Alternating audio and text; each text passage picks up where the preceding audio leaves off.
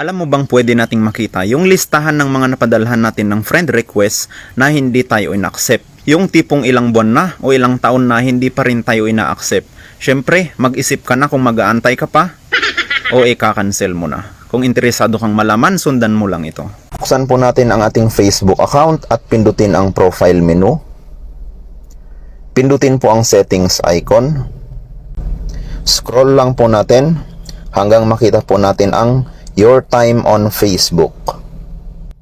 Scroll up lang po natin ng bahagya hanggang makita po natin ang Get More from Your Time. Pindutin po natin yung See Settings. Pindutin po natin ang Friends on Facebook.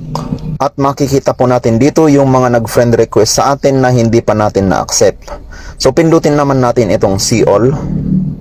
Pindutin natin yung 3 dots dito sa kanan. Pindutin ang View Sent Request. At magpapakita na po dito yung mga sinend nating friend request pero hindi nila tayo in-accept.